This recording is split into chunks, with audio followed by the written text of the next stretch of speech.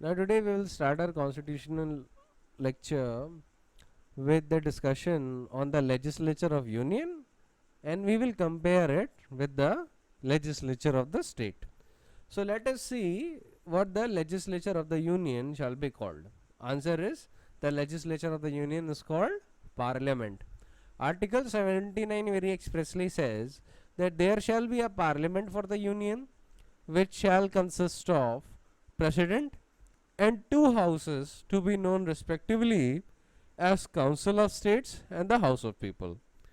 आपको ध्यान होना चाहिए as a law student that president is the part of the parliament. वो पार्लियामेंट से अलग नहीं है. It is the Rajya Sabha, Lok Sabha and the president together which constitute a parliament. ठीक है, ये आपको ध्यान होना चाहिए. ज़्यादातर लोग लोकसभा और राज्यसभा को ही पार्लियामेंट मानते हैं, पर ऐसा नहीं है. President, Lok Sabha and Rajya Sabha together constitute parliament. याद रखिएगा, कोई भी बिल लॉ तब तक नहीं बन सकता जब तक प्रेसिडेंट की एसेंट ना हो. ठीक है, तो article 79 is very clear on this point. Article 80 talks about the composition of council of states. वो कहता है council of state shell consist of 12 members to be nominated by the president in accordance with the provision of clause 3 and not more than 238 representative of the state and union territories. तो 12 member जो होते हैं वो nominated होते हैं. ये ध्यान में रखिएगा, ये बहुत पॉपुलर क्वेश्चन है कि कितने persons can be nominated in Rajya Sabha by the president of India. So 12 members are nominated and 238 are elected by the representative of the states and the union territory. ठीक है, क्लॉज 2 कहता है कि allocation of seats in the council of state to be filled by the representative of the state and of union territory shall be in accordance with the provisions in that behalf contained in 4th schedule. ठीक है, clause 3 कहता है members to be nominated by president under subclause A of clause 1 shall consist of person having special knowledge or practical experience in such matters as the following, namely literature, science, art and social service. ठीक है, इसको mark कर लीजिएगा. ये जो 12 members जिनको president of India nominate करते हैं to be appointed to Rajya Sabha, to be nominated in Rajya Sabha, ये कौन से लोग होते हैं, उनका क्या एक्सपर्टीज होती है, क्या स्पेशल नॉलेज होती है? लिटरेचर पे, साइंस पे, आर्ट पे, सोशल सर्विस पे. जब आप उसका इंटरप्रिटेशन करेंगे you will find that these grounds are very wide in their ambit. ठीक है, so the constitution is given a certain leeway to the president to actually nominate these sorts of persons who have certain expertise and who might not be so popular as to be appointed either to the Rajya Sabha or Lok Sabha. Then the country would suffer if their expertise is not provided or not utilized. So in order to get over that difficulty, the constitution has envisaged that the president of India, if he wants, he may appoint nominate 12 persons to be appointed to Rajya Sabha who have special knowledge or practical experience in literature, science, art and social service. ठीक है, अब ये जान लीजिए कि ये जो nomination होता है practically they are political in nature. ठीक है, practically they are political in nature and they are dominated by the members of the legal fraternity. You will find that they are dominated by the members of legal fraternity. कभी कभी क्या होता है कि there is a certain person who might not be able to win a seat in Lok Sabha but he needs to be appointed a minister.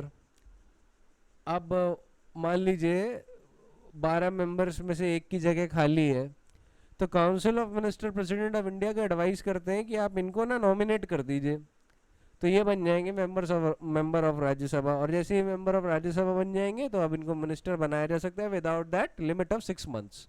ठीक है, वरना आपको याद होगा कि 6 मंथ्स की टोटल लिमिट है. अब क्लॉज 4 पे आ जाते हैं. क्लॉज 4 कहता है कि the representative of each state in the council of state shall be elected by the elected members of the legislative assembly of the state in accordance with the system of proportional representation by the means of single transferable vote. इससे आपको ये पता चलता है कि council of states में जो बाकी के मेंबर्स आ रहे हैं वो कहाँ से आ रहे हैं, वो इलेक्ट होते हैं bye the members of legislative assembly of the state. ठीक है, कितने होते हैं, 238 representatives of both union and the state territories combined. ठीक है, जब स्टेट और यूनियन टेरिटरीज को हम लोग टोटल मिला लेते हैं तो टोटल जितना बनेगा वो है 238 रिप्रेजेंटेटिव्स। ठीक है, कौन इनको इलेक्ट करता है, इनको इलेक्ट करती हैं वहाँ की रिस्पेक्टिव लेजिस्लेटिव असेंबली। 238 के अलावा जो 12 मेंबर्स अपॉइंटेड होते हैं वो कौन नॉमिनेट करता है उनको, प्रेसिडेंट ऑफ इंडिया। ठीक है, तो टोटल स्ट्रेंथ क्या हुई, 250।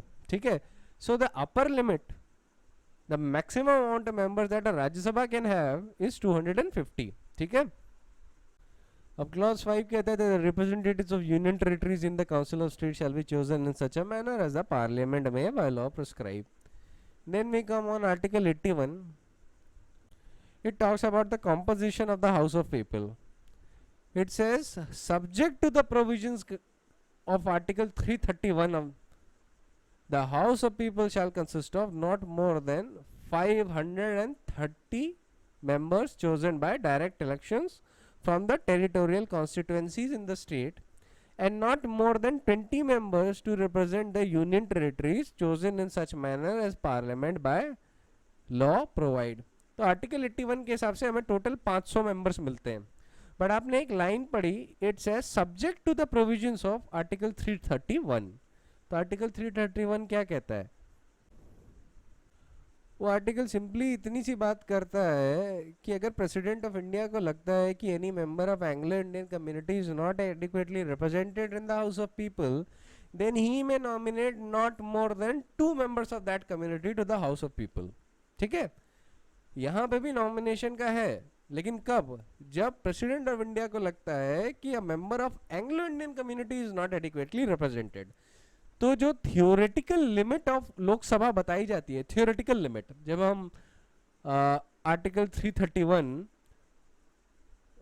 और आर्टिकल 81 जब एक साथ पढ़ते हैं, जो मैक्सिमम थियोरेटिकल लिमिट होगी वो होगी 552 मेंबर्स। ठीक है, 552 members is the maximum theoretical limit, क्योंकि 81 के हिसाब से 530 members from the states, ठीक है, from the territorial constituencies in the states है 530 members, 20 members from the union territories।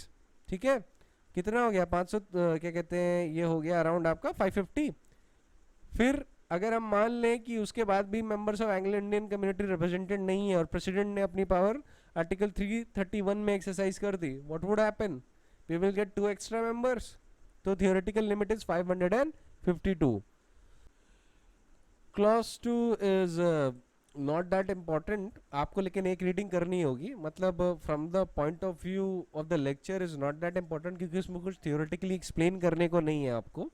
इसका प्रोवाइजो ध्यान रख लीजिएगा, क्योंकि प्रोवाइजो में ये बताया गया है कि जो सब क्लॉज ए के जो प्रोविजन है वो तभी अप्लाई करेंगे जब पॉपुलेशन स्टेट में 6 मिलियंस के ऊपर हो जाए। इनफैक्ट मैं एक बार पढ़ ही देता हूँ so that things becomes clear for you.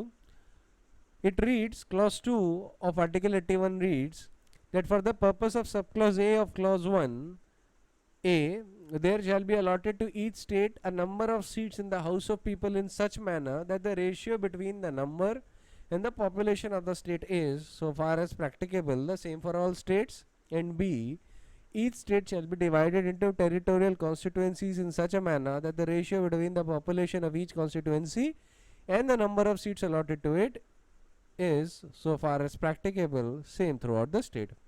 Proviso reads that provided that the provisions of subclause A of this clause shall not be applicable for the purpose of allotment of seats in the House of People to any state so long as the population of state does not exceed 6 million. 6 millions को अपने बे text में mark कर लीजिएगा। ठीक है, Clause 3 of Article 81 reads, in this article, expression population means population as ascertained at the last preceding census of which the relevant figures have been published. Provided that the reference in this clause to the last preceding census of which the relevant figures have been published shall, until the relevant figures for the first census taken after the year 2026 have been published be construed for the purpose of subclause A of clause 2 and the proviso of that clause as a reference to 1971 census, and for the purpose of subclause B of clause 2 as a reference to 2001 census. इसका क्या मतलब है? इसका ये मतलब है कि as far as number of the seats in House of People is concerned, उसके लिए रेफरेंस 1971 का सेंसस का माना जाएगा, and as far as division of territorial constituencies is concern उसके लिए रेफरेंस 2001 सेंसस का माना जाएगा. ठीक है, देखिए कॉन्स्टिट्यूशन को आपके टिप्स पे होना बहुत ज़रूरी है अगर आप जुडिशियल एग्जामिनेशन या कोई भी लीगल एग्जामिनेशन पास करना चाहते हैं. ये उन सब्जेक्ट्स में से है जो आपकी टिप्स पे होना चाहिए. ठीक है, तो इसके लिए कांस्टेंट रिवीजन बड़ा ज़रूरी होगा. Article 82 merely talks about readjustment after each census. इसमें आपको बस इस चीज़ का ध्यान रखना है कि जो अथॉरिटी स्टेट्स को टेरिटोरियल कॉन्स्टिट्यूएंसीज में डिवाइड करती है वो अथॉरिटी उस मैनर में डिवाइड करेगी जो पार्लियामेंट बाय लॉ डिटरमाइन करेगी. इनफैक्ट प्रॉपरली स्पीकिंग उस अथॉरिटी को भी पार्लियामेंट अपॉइंट करती है और वो जिस हिसाब से टेरिटोरियल कॉन्स्टिट्यूएंसीज में स्टेट्स रीएडजस्ट करती हैं वो भी पार्लियामेंट के लॉ से ही डिटरमाइन होता है. अब इसके प्रोवाइजो का ध्यान रखिएगा. ठीक है, इनफैक्ट फर्स्ट और सेकंड प्रोवाइजो जो आर्टिकल 82 में है ये मेन चीज है इसमें ध्यान रखने वाली. पहला प्रोवाइजो कहता है कि provided that the readjustment shall not affect the representation in the house of people until dissolution of then existing house. तो मान लीजिए कि अभी प्रेजेंट लोकसभा है और पार्लियामेंट ने नए सेंसस के बाद allocation of seats in the house of people adjust कर दी. ठीक है, तो ये कब से अप्लाई होगा? ये अप्लाई होगा जब प्रेजेंट हाउस डिसॉल्व हो जाता है. ठीक है, एग्जिस्टिंग हाउस पे नहीं होगा. सेकेंड प्रोवाइजो कहता है कि सच readjustment shall take effect from such date as the president may by order specify, and until such readjustment takes effect any election to the house may be held on the basis of territorial constituencies existing before such readjustment. उसके बाद जो third proviso है वो वही जो हमने article 81 में जो प्रोवाइजो पढ़ा था उसी को रीइटरेट कर देता है. तो उसको बस एक बार एक सिंगल रीडिंग में आपको ध्यान रखना चाहिए. आर्टिकल 82 में मेन चीज आपको क्या ध्यान रखनी है कि it is president of India वो बाय ऑर्डर स्पेसिफाई कि जो रीएडजस्टमेंट है ये कब से इफेक्ट में आएगा, ये कब से अप्लाई होगा. सिंपल शब्दों में अगर बात करें तो प्रेसिडेंट ऑफ इंडिया डिटरमाइन करते हैं कि रीएडजस्टमेंट कब से अप्लाई करेगा. ठीक है, ये बहुत ध्यान रखने वाली बात है. पार्लियामेंट वो अथॉरिटी अपॉइंट करती है और वो अथॉरिटी उस मैनर में टेरिटोरियल कॉन्स्टिट्यूएंसीज का रीएडजस्टमेंट करती है जैसा कि पार्लियामेंट ने लॉ बनाने के बाद बताया है. ठीक है, as the Parliament has by law prescribed or determined. But it is the president of India वो सेज और वो प्रिस्क्राइब्स कि ये रीएडजस्टमेंट जो हुआ है ये कब से प्रभाव में आएगा, कब से इफेक्ट में आएगा. ठीक है, तो छोटी सी चीज का ध्यान रखिएगा. बस बहुत ज़्यादा इस पर टेंशन लेने की ज़रूरत नहीं है और ना इसको बहुत एक्सप्रेसली बहुत दिमाग लगा के याद करने की ज़रूरत है. आपको बस मार्क कर लेना है, हाईलाइट कर लेना है. ठीक है, कि कहाँ पे पार्लियामेंट सीन में आ रही है और कहाँ प्रेसिडेंट ऑफ इंडिया सीन में आ रहे हैं. Next we come to duration of the houses of parliament. ये थोड़ा इंपॉर्टेंट है. It says that the council of state shall not be subject to dissolution but as nearly as possible 1/3 of the members thereof shall retire as soon as may be on the expiration of every second year in accordance with the provisions made in that behalf by the parliament by law. अब आपको practically बता दूं कि आप इस 1/3 की line को रट लीजिएगा. ठीक है, राज्यसभा के कंटेक्स्ट में कि it is not subject to dissolution. रट लीजिएगा, एग्जाम में ऐसे ही पूछा जाएगा. दूसरे तरीके से ये पूछा जा सकता है और वो थोड़ा प्रैक्टिकल एस्पेक्ट है, थोड़ा पॉलिटी वाला एस्पेक्ट है. उसमें ये है कि राज्यसभा के मेंबर हर 6 साल में रिटायर होते हैं. ठीक है, अगर आप प्रैक्टिकली देखेंगे तो राज्यसभा के मेंबर्स का जो टेन्योर होगा वो 6 साल का होगा.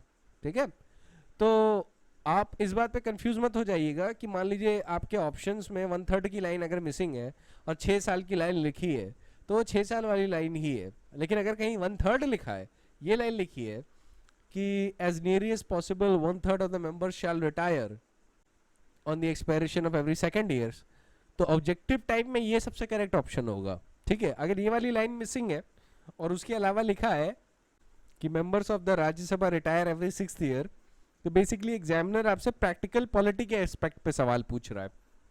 हम लोग कॉन्स्टिट्यूशनल लॉ पढ़ रहे हैं, तो पॉलिटी के एस्पेक्ट से हमारा उतना कोई लेना देना नहीं होता, और जुडिशियल एग्जामिनेशन में भी जो पॉलिटी रिलेटेड सवाल होंगे वो आपको बे टेक्स्ट के लेवल पे ही आएंगे, तो आपको बस इन चीज़ों का ध्यान रखना है and you need to move on. ठीक है, मेन आपके जो सवाल आएंगे वो आएंगे फंडामेंटल राइट से, अमेंडेबिलिटी ऑफ द कॉन्स्टिट्यूशन से, directive principle of state policy पे, बेयर एक्ट लेवल पे, और ओवरऑल वो आपकी नॉलेज इस बात पे चेक करेंगे कि क्या बेयर टेक्स्ट को तो आप समझते हैं, वो तो ठीक है, बट क्या आपको केस लॉज भी पता है और क्या आप इंटरप्रिटेशन ढंग से समझ पाते हैं या नहीं, कि सुप्रीम कोर्ट ने जो इंटरप्रिटेशन किया है वो आप कितने अच्छे से समझते हैं और कितने अच्छे से उसको लिख सकते हैं और या समझा सकते हैं। उसके लिए लोकस क्लासिकस है, तो वो जहाँ पे भी आते हैं वो मैं आपको बता देता हूँ। ठीक है, moving on, Article 83 clause 2 reads that the House of People, unless sooner dissolved, shall continue for 5 years from the date appointed for its first meeting and no longer, and the expiration of the said period of 5 years shall operate as dissolution of the House. Very important. You mark this line, 5 years from the date appointed for its first meeting. देखिए objective type में आपको इन्हीं सब सवालों में confuse किया जाएगा, क्योंकि मेंस में तो आप सीधे लिख सकते हैं कि house of people generally operates for 5 years, although it is always better कि आप ढंग से डिस्क्राइब करें कि 5 years from the date appointed for its first meeting, कि 5 साल कब से कंप्यूट होंगे, 5 साल from the date of result compute होंगे या 5 साल from the date appointed for its first meeting compute होंगे। तो always answer is 5 years from the date appointed for its first meeting, और after the expiration of 5 years from that day, कौन सा day, from the date appointed for its first meeting, एक automatic dissolution occur हो जाता है। ठीक है, so the dissolution is automatic after that, after the expiration of 5 years। अब proviso आके आपसे बोलता है कि provided that the said period may while a proclamation of emergency is in operation be extended by the parliament for a period not exceeding 1 year at a time and not exceeding in any case beyond a period of 6 months after proclamation has ceased to operate। आप अपने bear text में अभी लिख लीजिए कि 1 साल से 1 साल के लिए एक्सटेंड कर सकती है पार्लियामेंट बाय लॉ, और after the proclamation of emergency has ceased, तो किसी भी हाल में 6 months ही अपर लिमिट है for the existence of the house of people. ठीक है, ये उस सिचुएशन के लिए है कि जहां 5 साल के पीरियड के आगे भी हाउस ऑफ पीपल को आप एक्सटेंड कर रहे हैं। तो प्रोवाइजो में क्या बताया गया आपको, प्रोवाइजो में एक ही सिचुएशन दी गई है, प्रोक्लेमेशन ऑफ इमरजेंसी ऑपरेशन में है, पार्लियामेंट ने लॉ बनाया है, एक वक्त में 1 साल अपर लिमिट है। अब देखिए लिखा है नॉट एक्सीडिंग 1 year, तो जरूरी नहीं है पार्लियामेंट 1 साल का एक्सटेंशन दे दे, पार्लियामेंट चाहे तो 6 महीने का दे, 2 महीने का दे, 8 महीने का दे, that is up to the Parliament to decide. Constitution ने अपर लिमिट लगा रखी है 1 साल तक, ठीक है, नॉट मोर देन 1 year, तो 1 साल तक during a proclamation of emergency. अब अगर मान लीजिए कि प्रोक्लेमेशन ऑफ इमरजेंसी मान लीजिए दूसरे साल भी चल रही है, तो पार्लियामेंट फिर से लॉ बना के 1 साल का एक्स्ट्रा एक्सटेंशन कर सकती है, provided proclamation is running, proclamation of emergency is not closed. ठीक है, अच्छा ये किस बेसिस पे बोला जा रहा है, ये इस बेसिस पे बोला जा रहा है, जरा शब्दों को गौर करिए। शब्द लिखे हैं कि not exceeding 1 year at a time, ये जो शब्द है ना at a time, this expression, this means कि एक वक्त में, एक बार में 1 साल अपर लिमिट है मैक्सिमम। ठीक है, एक बार में, तभी मैंने कहा कि मान लीजिए उसके बाद भी अगर इमरजेंसी रहती है, then the parliament has to re-enact a law and again extend the duration of the house of people। पर ये सिर्फ प्रोक्लेमेशन ऑफ इमरजेंसी के लिए होगा।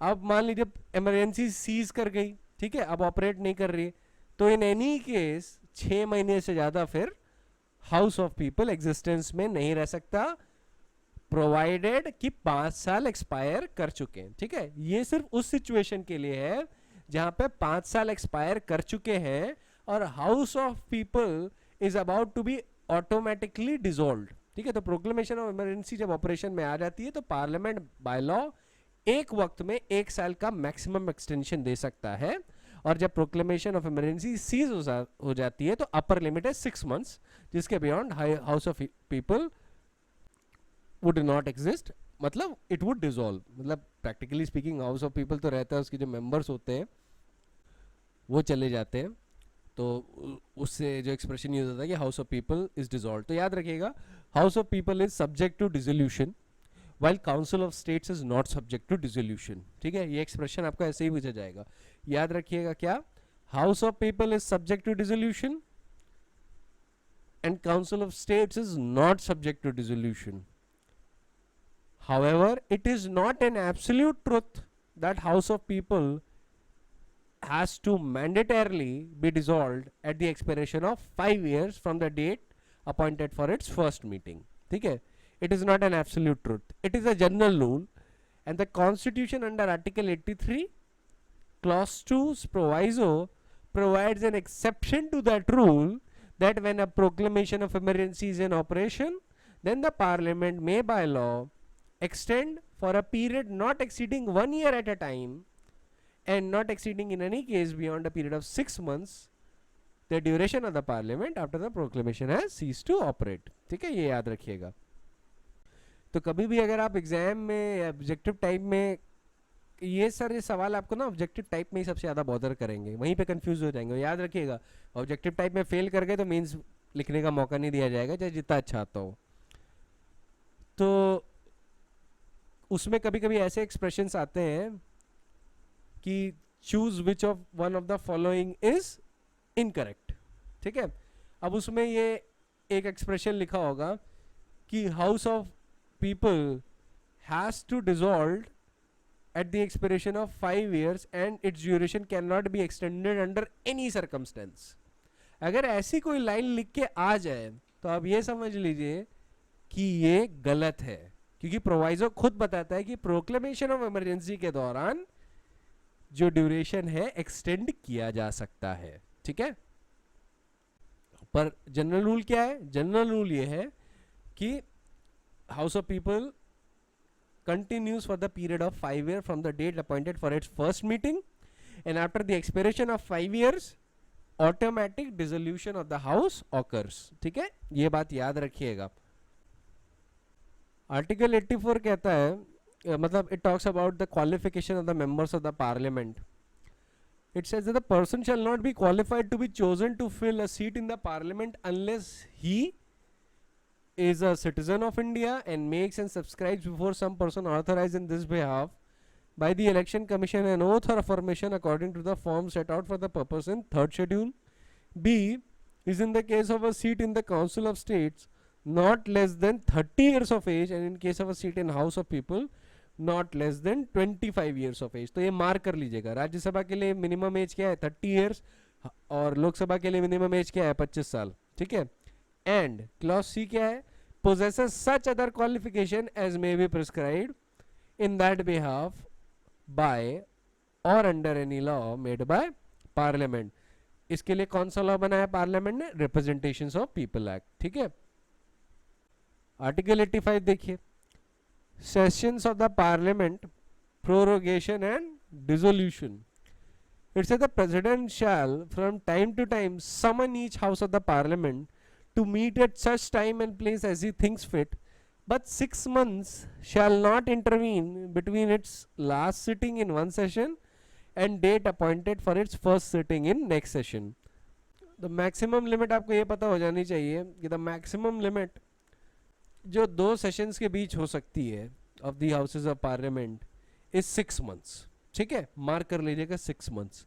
Who has the power to summon each house of the parliament? The power to summon is with the president। ठीक है, who has the power to prorogue the houses or either house? That is also the president। Who has the power to dissolve the House of People? That is also the President. अब सवाल उठता है, what is prorogation? Prorogation means termination of a session of the House by an order made by the President under Article 85 Clause 2A of the Constitution. Prorogation terminates both the sitting and the session of the House. अब आप जानते हैं usually there are 3 sessions, budget session, monsoon session and winter session. ठीक है. So what does prorogation implies in that context? It means an end of the session. ठीक है. क्या मतलब? सेशन एंड हो गया. Prorogation implies the end of the sitting as well as the session, but not the dissolution. वो dissolution नहीं होता. Budget session now is over. ठीक है. तो ये क्या है? Both the session ends and the sitting ends. जब सेशन एंड हो गया तो सिटिंग नहीं होगी, तो it is prorogation. Budget session over, अब मॉनसून सेशन में नेक्स्ट सिटिंग होगी. तो ये कौन कर सकता है? President of India. President can prorogue both the houses. ठीक है. ये पावर प्रेसिडेंट के ही पास है. एंड ऑफ कोर्स जब मैं बोलूँ ये पावर प्रेसिडेंट के पास है, then the power actually lies with the council of ministers. अब ये बात याद रखिएगा कि before prorogation occurs, president of India generally issues a notice. ठीक है. और जितने भी पेंडिंग नोटिसेस होते हैं they lapse on prorogation of the houses. लेकिन बिल्स पे कोई इम्पैक्ट नहीं पड़ता है on the prorogation of the house. कोई भी बिल्स जो पेंडिंग है पार्लियामेंट में in either house, prorogation of the houses की वजह से उन बिल्स पे कोई इम्पैक्ट नहीं बनता. ठीक है. एक और चीज का ध्यान रखिएगा, the time between prorogation and reassembly is called recess. ठीक. The time between prorogation of the house and reassembly is called recess. फिर डिसोल्यूशन पे आ जाते हैं. What do you mean by dissolution? देखिए, डिसोल्यूशन सिर्फ लोकसभा का हो सकता है, राज्यसभा का नहीं हो सकता, काउंसिल ऑफ स्टेट्स का नहीं हो सकता. That you understand. Dissolution of Lok Sabha किसी भी वक्त हो सकता है. ठीक है.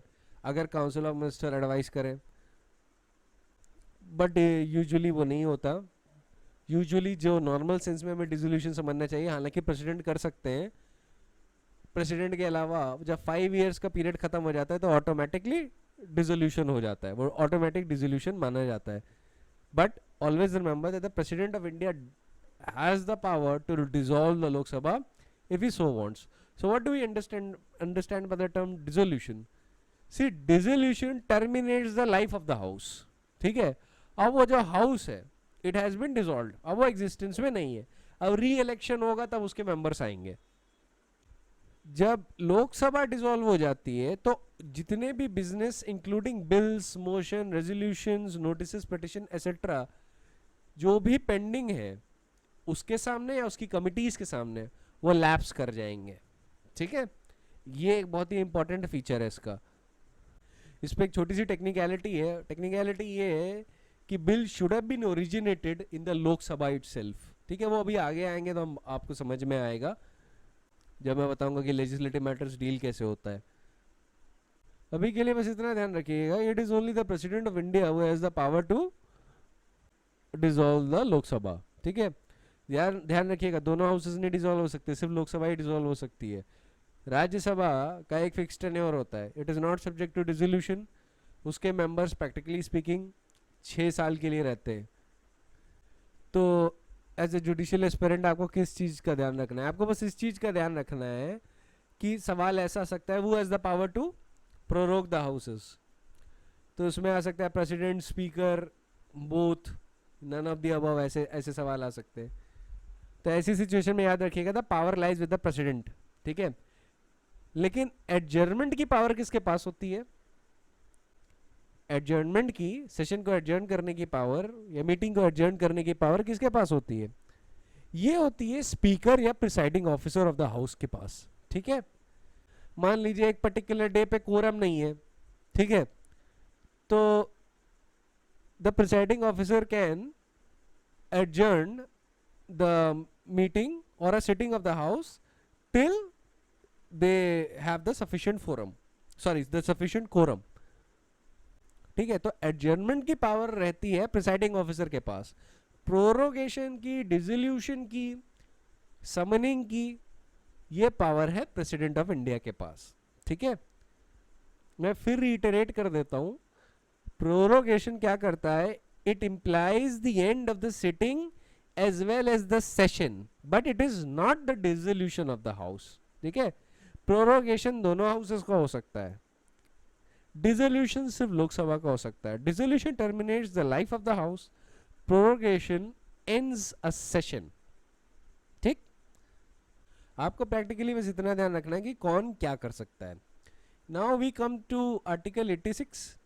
It talks about right of the president to address and send messages to the house. इसमें लिखा है president may address either house of the Parliament or both houses assemble together and for that purpose require the attendance of members. Clause 2 says President may send messages to either house of the parliament with respect to a bill then pending in the parliament or otherwise, and the house to which any messages is so sent shall with all convenient speed dispatch and consider any matter required by the message to be taken into consideration. Basically आपको इससे भी क्या सवाल आ सकता है, ये भी सवाल आ सकता है, ये सारे सवाल ऑब्जेक्टिव टाइप्स में ही आएंगे कि वो has the power to send messages to the house. Again इसमें आपको ऑप्शन दिया जाएगा speaker, vice president, president of India, all of the above, none of the above, ऐसे वो डाल सकते हैं।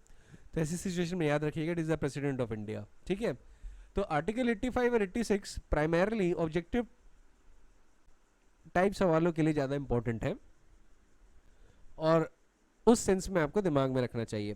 फिर आर्टिकल 88 भी उसी कैटेगरी में फॉल करेगा। वो सिंपली कहता है कि every minister and attorney general of India has the right to speak in and take part in the proceedings of either house or any joint sitting of the houses and any committee of the parliament of which he may be named a member but shall not by the virtue of this article be entitled to vote।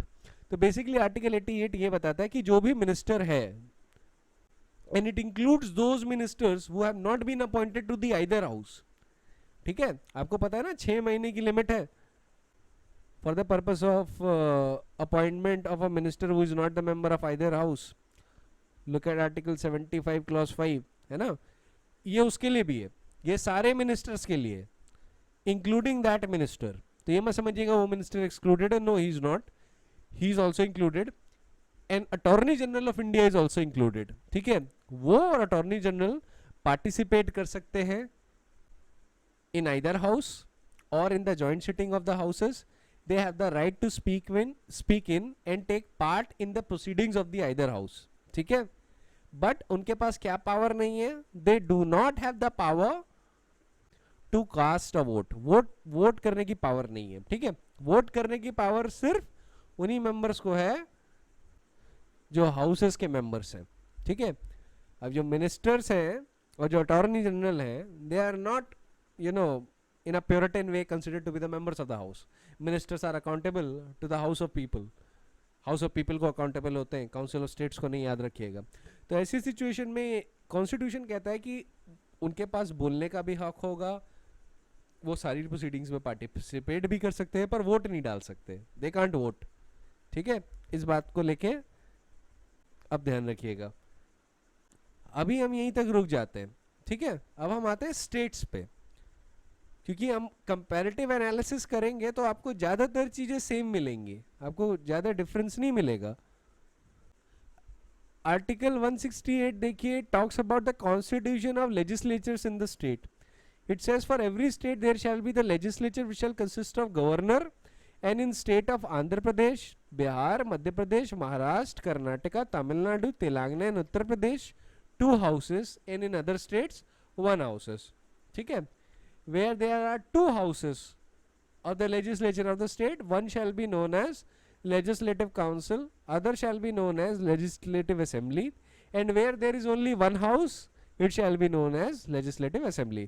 तो clause A में जो states है ना, Andhra Pradesh, Bihar, Madhya Pradesh, Maharashtra, Karnataka, Tamil Nadu, Telangana and Uttar प्रदेश, यहाँ पे आपकी legislative council भी है और लेजिस्लेटिव असेंबली भी है।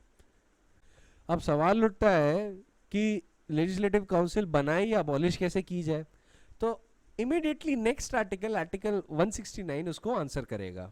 ठीक है, पर उस पे आने से पहले मैं आपको फिर एक बात याद दिला दूं। आर्टिकल 168 क्या कहता है, हर स्टेट में लेजिस्लेचर होगा which shall consist of what, governor and, अगर आंध्र प्रदेश, बिहार, यूपी, तमिलनाडु, तेलंगाना एक्सेट्रा है तो लेजिस्लेटिव काउंसिल और लेजिस्लेटिव असेंबली, और बाकी स्टेट्स में सिर्फ लेजिस्लेटिव असेंबली। तो याद रखिएगा governor is also a part of the legislature in the state, उसे एक्सक्लूड मत कर दीजिएगा, ठीक है। तो आपको काफी कुछ सिमिलैरिटी मिलेगी, you will find much similarities between the union executive, the union and the क्या कहते हैं, not the union, the states, the state executive और union executive, the state legislature and the union legislature के बीच में, union legislature that is called Parliament, उन दोनों के बीच में आपको बहुत सिमिलैरिटीज मिलेंगी, बट बहुत क्रूशियल डिफरेंसेस भी हैं, और जहां वो ऑकर होते हैं वो वहां पे बड़े मेजर डिफरेंसेस हैं, but by and large they are the same. तो जब हम कंपैरेटिव एनालिसिस में पढ़ेंगे तो हमें समझने में भी आसानी होगी और डिफरेंसेस भी ध्यान रखने में आसानी होगी। तो आर्टिकल 169 बताता है कि लेजिस्लेटिव काउंसिल कैसे बनाई या अबॉलिश की जा सकती है। अब it says notwithstanding anything in the article 168, Parliament may by law provide for the abolition of the legislative council of the state having such a council, or for creation of a such council in a state having no such council, if the legislative assembly of the state passes a resolution to that effect by a majority of the total membership of the assembly and by a majority of not less than 2/3 of the members of the assembly present and voting। इस पे आपको कैसे सवाल आ सकता है, basically ऐसे सवाल आ सकता है कि who has the power to create or abolish the legislative council।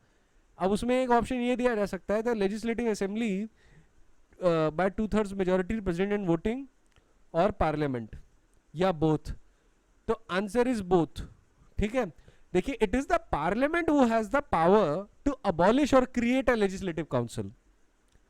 Parliament के पास शक्ति है बाय लॉ, उस पर ध्यान दीजिए, it says Parliament may by law provide for abolition or for the creation of the legislative council, जहां पे ऐसी कोई काउंसिल नहीं है, या अबॉलिश कर देना लेजिस्लेटिव काउंसिल जहां पे लेजिस्लेटिव काउंसिल है, अगर legislative assembly passes a resolution by majority of not less than 2/3 of the members present and voting, ठीक है, मतलब स्पेशल मेजॉरिटी होनी चाहिए। अब याद रखिएगा, merely because the legislative assembly has passed a resolution, the parliament is not bound to pass a law। merely by passing the resolution abolition या creation of legislative council नहीं हो जाएगा, the parliament has to enact a law, और parliament is not bound। ये आपको कैसे पता चलता है, जब आप इस शब्द पे गौर करते हैं कि पार्लियामेंट में बाय लॉ, ये जो एक्सप्रेशन है ना में, सॉरी ये जो एक्सप्रेशन है पार्लियामेंट में बाय लॉ, और जो शब्द का यूज हुआ द वर्ड में क्या इंप्लाई करता है, it implies discretionary power, that parliament has the option either for और अगेंस्ट, वो चाहे या ना चाहे, वो उस पर डिपेंड करता है, ठीक है। अगर नहीं चाहेगी तो नहीं लेजिस्लेट करेगी, चाह जाएगी तो लेजिस्लेट कर देगी। तो अगर पार्लियामेंट चाह जाती है तो वो बाय लॉ अबॉलिश भी कर सकती है और क्रिएट भी कर सकती है लेजिस्लेटिव काउंसिल। उस पे एक राइटर बस इतना लगाया गया है कि वो लॉ जब वो बनाएगी उससे पहले legislative assembly of the state has to pass a resolution to that effect by a majority of the total membership of the assembly and majority of not less than 2/3 of the members of the assembly present and voting, मतलब by special majority, ठीक है। So first there needs to be a resolution by a special majority by the legislative assembly, that is one. Secondly, parliament then has to decide whether or not it wants to legislate. In case parliament decides to legislate on this topic either for creation or abolition as the case may be, then only the abolition or creation of the legislative council will occur in the state, otherwise not। ये मत समझ लीजिएगा merely because legislative assembly has passed a resolution now the parliament is bound, it is not, ठीक है। तभी लिखा है parliament may by law, ठीक है। now we come to clause 2, it says any law referred to in clause 1 shall contain such provisions for the amendment of the constitution as may be necessary to give effect to the provisions of the law, and may also contain such supplemental, incidental and consequential provisions as the parliament may deem necessary. No such law as aforesaid shall be deemed to be an amendment of this constitution for the purpose of article 368। फिर आ जाते हैं composition of legislative assembly पे। अब यहाँ पे एक difference है, एक ही डिफरेंस है जो मेन है। क्या है वो? यहाँ पे मिनिमम लिमिट लगा के रखी है कि यहाँ पे there is certain minimum and maximum limit that is there, और लिखा है कि subject to the provision of article 333, अभी उस पे आएंगे, मतलब शॉर्ट में बता दूं, it relates to the governor, he can appoint one member of the Anglo Indian community if he so wants, if he believes that they are not adequately representative. ये आपको शॉर्ट में बता दिया, अभी उसमें जाएंगे बाद में। आर्टिकल 170 कहता है सीधे कि the legislative assembly of each state shall consist of not more then 500, मतलब किसी भी लेजिस्लेटिव असेंबली में 500 से ज्यादा नहीं हो सकते members. And then it says not less than 60 members chosen by direct elections from the territorial constituencies in the state. तो 60 minimum and 500 maximum, ठीक है।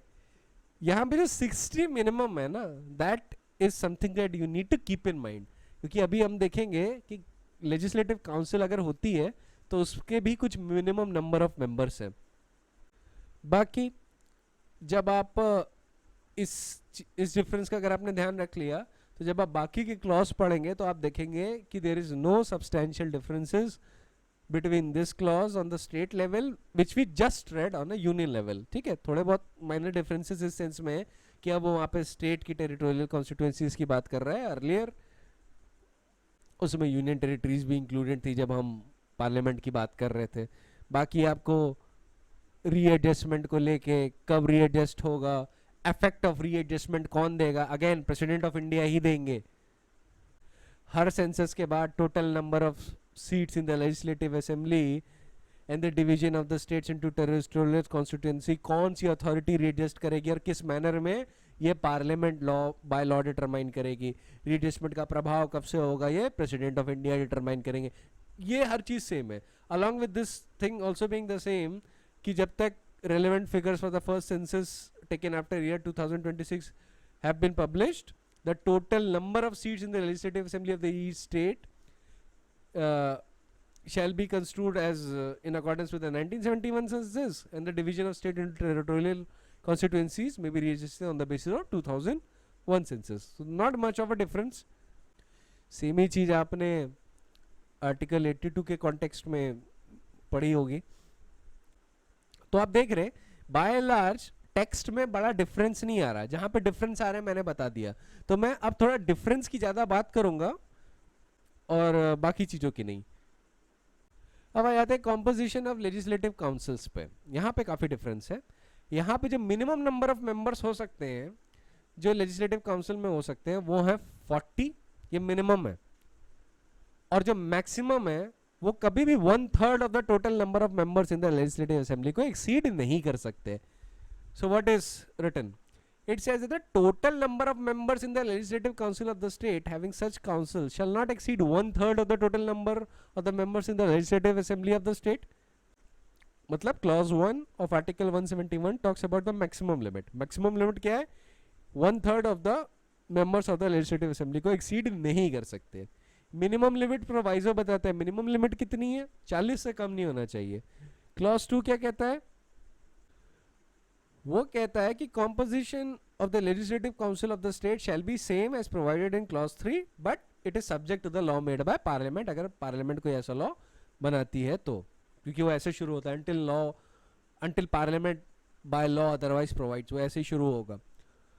तो क्लॉज 3 कहता है, और इस पे सवाल आ सकता है कि the total number of members of the legislative council of the state as nearly as may be 1/3, मतलब 1/3 elected होंगे by the electorates consisting of the members of municipalities, district board and such local authorities in the state as parliament may by law specify। इस clause को आप ऐसे ही ध्यान रख सकते हैं कि 1/3 is elected by municipalities and local authorities, ऐसे ही शॉर्ट में याद रखिएगा, पर डिस्ट्रिक्ट बोर्ड्स का भी ध्यान में रखिएगा, ठीक है। ये भी सवाल में आ सकता है, ये सारी चीजें ऑब्जेक्टिव टाइप्स में ज्यादा आती हैं। 1/12 जो होंगे that would be elected by the electorates consisting of the persons residing in the state जो एटलीस्ट 3 साल के लिए ग्रेजुएट है किसी यूनिवर्सिटी में। 3 साल का पीरियड मार्क कर लीजिएगा, क्योंकि नेक्स्ट इसी का जो क्लॉज सी है, जो नेक्स्ट आएगा सब क्लॉज सी, उसमें भी 3 साल का पीरियड है, पर वो टीचर से रिलेट करेगा। तो अभी क्लॉज बी पे रहते हैं। वो कहता है 1/12 shall be elected by the electorates consisting of the person residing in the state who have been for at least 3 years graduate of any university in the territory of India or have been for at least 3 years in possession of qualifications which is equivalent to the graduate of any university. मतलब minimum 3 साल का कोई graduate है, ये qualification है, और 1/12 shall be elected by the electorates who are for at least 3 years are graduates of any university or equivalent. ठीक है. क्लॉज सी कहता है कि 1/12 shall be elected by the electorates consisting of persons who have been at least 3 years engaged in teaching in educational institutions within the state, not lower in standard than that of secondary school. Minimum standard का ध्यान रखिएगा. Minimum standard क्या है? Secondary school, as may be prescribed by the law made by parliament. तो एक जगह आपको minimum graduate मिल गया 3 साल का, कि minimum he should be a graduate for at least 3 years, और वो ग्रेजुएट किसी भी यूनिवर्सिटी से हो सकता है. ठीक है. एक ही जो चीज जरूरी है वो ये है कि वो पर्सन उस स्टेट में रिजाइड करना चाहिए. ग्रेजुएट वो किसी भी यूनिवर्सिटी से हो सकता है. अगर ग्रेजुएट नहीं है तो ग्रेजुएट इक्विवेलेंट हो, जैसा भी पार्लियामेंट बाय लॉ रिकॉग्नाइज करती है. Either he should be a graduate or graduate equivalent for at least 3 years. ठीक है. तो 1/12 इधर से आते हैं, और 1/12 आपके आते हैं electorates consisting of persons who have been at least 3 years engaged in teaching in educational institutions जिसका स्टैंडर्ड सेकेंडरी स्कूल से नीचे का नहीं है, as has been prescribed by the parliament. फिर 1/3 कहां से आते हैं? फिर 1/3 are elected by the members of legislative assembly. जो क्लॉज डी है वो बताता है कि जो 1/3 है again would be chosen by the members of legislative assembly. तो क्लॉज ए और क्लॉज डी दोनों जगह 1/3 है. ठीक है. क्लॉज बी और क्लॉज सी दोनों जगह 1/12 है. क्लॉज डी पे वापस आते हैं. क्लॉज डी में 1/3 किसके लिए इलेक्शन होता है? 1/3 उन्हीं के लिए इलेक्शन होता है जो लेजिस्लेटिव असेंबली में आ नहीं पाए, तो पॉलिटिकल पार्टी के मेंबर तो उन्हें लेजिस्लेटिव काउंसिल में भेज दिया जाता है. ठीक है. अब क्लॉज ही कहता है remainder shall be nominated by the governor. Remainder कितना हुआ? 1/6. ठीक है. इसमें रिमाइंडर शब्द का ध्यान रखिएगा. अगर रिमाइंडर शब्द ना मिले तो और 1/6 ऑप्शन में दिखे तो 1/6 इज द करेक्ट ऑप्शन. ठीक है. Clause 4 says that the members to be elected under subclause A, B and C of clause 3 shall be chosen in such territorial constituencies as may be prescribed by under any law made by parliament, and the elections under the said subclause and under subclause D shall be held in accordance with the system of proportional representation by the means of single transferable vote. ये उतना important नहीं है. सबसे ज्यादा क्या important है यहाँ पे, जब हम गवर्नर का नॉमिनेशन देखेंगे तो एक डिफरेंस मिलेगा. आपने एक नॉमिनेशन प्रेसिडेंट ऑफ इंडिया का देखा टू द जब वो मेंबर्स को राज्यसभा में नॉमिनेट कर रहे थे, लोगों को राज्यसभा में नॉमिनेट कर रहे थे. अब गवर्नर में एक ग्राउंड जुड़ जाता है. देखिए लिटरेचर, साइंस, आर्ट और सोशल सर्विस तो सेम रहेगा, पर यहाँ पे एक चीज एक्स्ट्रा है, वो है कोऑपरेटिव मूवमेंट. तो कोऑपरेटिव मूवमेंट का ध्यान रखिएगा. ठीक है. किस चीज का ध्यान रखेंगे? cooperative movement. So you mark that there is one extra count. Clause 5 of Article 171 reads that literature, science, art and cooperative movement and social service, ये वो स्पेशल नॉलेज या प्रैक्टिकल एक्सपीरियंस इस फील्ड में जिसमें गवर्नर नॉमिनेशन कर सकते हैं ऐसे लोगों का. Then we come to article 172 जो ड्यूरेशन की बात करता है. अगेन वो सेम बात करेगा जैसे कि आपने लोकसभा के कॉन्टेक्स्ट में देखा था कि it shall continue for the period of 5 years from the date appointed for it first meeting and no longer. और 5 साल के पीरियड के बाद ऑटोमेटिक डिसोल्यूशन. प्रोवाइजो फिर बात करता है अगर प्रोक्लेमेशन ऑफ इमरजेंसी ऑपरेशन में है तो पार्लियामेंट एक वक्त पे 1 साल के लिए एक्सटेंड कर सकती है. फिर अगेन जब प्रोक्लेमेशन सीज कर जाता है तो किसी भी हाल में ड्यूरेशन 6 महीने के आगे एक्सीड नहीं करेगा. किस सिचुएशन के लिए? ये उस सिचुएशन के लिए जब 5 साल की पीरियड के आगे के हम स्टेट लेजिस्लेचर के एक्सटेंशन की बात कर रहे हैं. ठीक है. जैसे कि हमने लोकसभा के कॉन्टेक्स्ट में बात की था, सेम चीज हमें इधर मिलता है. फिर वो कहता है legislative council of the state is not subject to dissolution, पर उसके भी 1/3 of the members shall retired as soon as may be after expiration of every second year in accordance with the provision made in that behalf by the parliament by law. Same provision आपको हर जगह मिल रहा है. Qualifications की जब हम बात करेंगे तो भी आपको सेम मिलेगा कि he should be a citizen of India. Election commission के सामने ओथ प्रिस्क्राइब करनी होगी, अफर्मेशन करना होगा as may be prescribed in the 3rd schedule. फिर in case of a seat in legislative assembly 25 साल की उम्र होनी चाहिए मिनिमम, या in case of legislative council 30 साल की उम्र होनी चाहिए मिनिमम. क्लॉज सी के such other qualification that may be prescribed by the parliament. Article 174 कहता है governor shall from time to time summon each houses or houses of legislature of the state to meet at such time and place as he thinks fit, but 6 months shall not intervene between the first and last sitting in one session and the date appointed for his first sitting in the next session. Same चीज जो लोकसभा और राज्यसभा, जब हम union parliament के context में देख रहे थे कि किन्हीं 2 सेशन में जो मैक्सिमम पीरियड जो हो सकता है वो 6 महीने से ज्यादा का नहीं हो सकता, सेम चीज आपको स्टेट लेजिस्लेचर के भी कॉन्टेक्स्ट में मिल रही है. अगेन वहां पे प्रेसिडेंट थे, इधर गवर्नर है. स्टेट लेजिस्लेचर के कॉन्टेक्स्ट में गवर्नर है. अब गवर्नर में from time to time prorogue the house और आइदर हाउस और डिसॉल्व द लेजिस्लेटिव असेंबली. याद रखिएगा यहाँ पे भी लेजिस्लेटिव असेंबली डिसॉल्व हो सकती है. Like in the case of union it is only the Lok Sabha which can be dissolved. Article 175 वही अगेन बात करता है कि गवर्नर के पास है right to address and send messages to the house or either houses. ठीक है, let us suppose there is another house. अब article 176 special address by governor की बात करता है. जैसा कि हमने अभी प्रेसिडेंट के केस में पढ़ा, सेम चीज आपको मिलेगी. That at the commencement of first session of each year of the general election to the legislative assembly and the commencement of first session of each year the governor shall address the legislative assembly on a case having legislative council both houses assembled together and inform the legislature of the causes of its summon. Same चीज जो president के context में है union level पे. फिर हम article 177 पे आएंगे.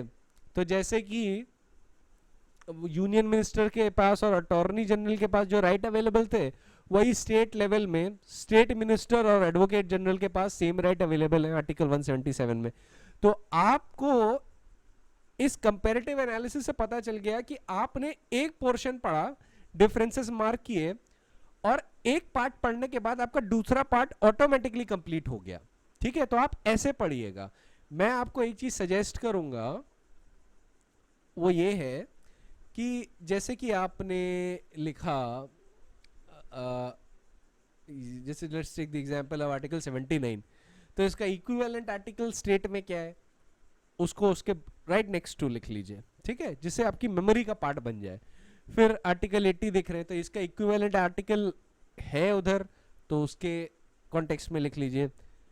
फिर आर्टिकल 81 का इक्विवेलेंट आर्टिकल लिख लीजिए. देखिए डिफरेंसेस ही मेन आपको पढ़ने हैं, क्योंकि डिफरेंसेस के अलावा अगर आपने एक पोर्शन पढ़ लिया तो ऑटोमेटिकली आपका दूसरा पोर्शन कंप्लीट हो गया, क्योंकि वही चीज स्टेट लेवल पे.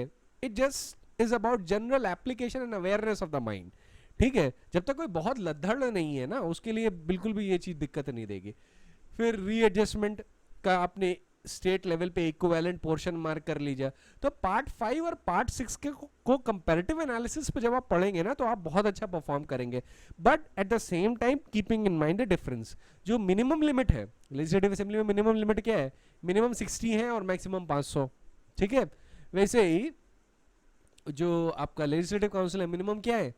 Late us suppose there is a state having a legislative council, जैसे यूपी है, लेजिस्लेटिव काउंसिल है वहां पे, तो मिनिमम क्या है? मिनिमम 40. ठीक है, ठीक है. तो ऐसी सिचुएशन में इन सारी चीजों को आप ध्यान रखिएगा कि कंपैरेटिव एनालिसिस करते करते इस बात को मत भूल जाइएगा कि डिफरेंसेस क्या है. डिफरेंसेस हाईलाइट कर लीजिए, डिफरेंसेस अपने दिमाग में पहले रख लीजिए. जैसे नॉमिनेशन जब होता है तो प्रेसिडेंट के पास कौन से ग्राउंड अवेलेबल है, और गवर्नर के पास एक एक्स्ट्रा ग्राउंड अवेलेबल है. क्या है वो? कोऑपरेटिव मूवमेंट है. ठीक है, कोऑपरेटिव मूवमेंट शब्द का ध्यान रखिएगा, कोऑपरेटिव सोसाइटी मत लिख के चले आइएगा. ठीक है, इट इज कोऑपरेटिव मूवमेंट. तो इन सारी चीजों का जब आप ध्यान रखेंगे ना, तो बहुत आराम से आप कॉन्स्टिट्यूशन के मेजर पोर्शंस कवर कर लेंगे. ठीक है, फिर नंबर भी अच्छे मिलेंगे और आपका कॉन्फिडेंस भी ज्यादा बढ़ेगा. अब आर्टिकल 169 का आपको खास ध्यान रखना है. ठीक है, आपको आर्टिकल 168 में इन चीजों का ध्यान रखना है कि कहां कहां लेजिस्लेटिव काउंसिल होती है. ठीक है, उसके बाद आर्टिकल 170 में आपको मिनिमम और मैक्सिमम लिमिट का बस इतना सा ध्यान रखना है. फिर आपको आर्टिकल 171 का पूरा ध्यान रखना है, क्योंकि ऐसा provision exactly same as this आपको यूनियन पार्लियामेंट में नहीं मिलता है. ठीक है, आपको उधर नहीं मिलता है वो. फिर ड्यूरेशन सेम है, तो आपको यहाँ पे ज्यादा दिमाग नहीं लगाना. आर्टिकल 172 में आपने इक्विवेलेंट पोर्शन वहाँ का पार्ट 5 में पढ़ लिया. ठीक है, जो कि if I remember correctly article 83 होगा, तो आपका एक पार्ट ऑलरेडी कंप्लीट हो जाता है. तो आप ऐसे ना आर्टिकल्स लिख लीजिएगा, और जहां पे डिफरेंसेस नहीं है वहाँ पे कोई स्पेशल मार्किंग जो भी आपको सही लगे मार्क कर लीजिएगा। जैसे मान लीजिए कोई डिफरेंसेस हैं तो लिख लीजिए कि difference between this article and this article, उसी आर्टिकल के बगल में लिख लीजिएगा। तो आपकी ऐसे हमेशा मेमोरी में रहेगा कि इसका इक्विवेलेंट प्रोविजन नहीं है उधर, और जहाँ पे डिफरेंसेस नहीं है वहाँ पे आप सिंपली आर्टिकल लिख लीजिए जो उसके कंपैरिजन में है, ठीक है। तो यूनियन और स्टेट को ऐसे कंपैरेटिव एनालिसिस में पढ़िए तो आपको याद भी हो जाएगा और रिवीजन भी आपका ज़्यादा तेज होगा बाकियों से, क्योंकि आपको पता है किस चीज़ पे ध्यान देना है और किस चीज़ पे ध्यान नहीं देना है, कि हमने अगर एक पोर्शन पढ़ लिया तो दूसरा पोर्शन ऑटोमेटिकली कंप्लीट हो गया हमारा, ठीक है। कॉन्स्टिट्यूशन में ये कुछ टिप्स एंड ट्रिक्स हैं जो आपको बहुत फ़ायदा करेंगे, ठीक है। तो आज के लिए इतना ही, I will see you in the next lecture. फिर हम लोग थोड़ा और कंपैरेटिव एनालिसिस करेंगे, उसके बाद इसमें जो केस लॉज होंगे फिर हम उसको डिस्कस करेंगे, फिर हम लोग पार्ट 11 पे मूव कर जाएंगे। पार्ट 11 ही एक ऐसा पार्ट है जिसमें केस लॉज ज़्यादा है और उसके अलावा ज़्यादा उसमें कुछ नहीं है। केस लॉज को उसमें कंप्लीट कर लेंगे, फिर नथिंग एल्स इज देयर, ठीक है। So that is it for today, I will see you in the next lecture.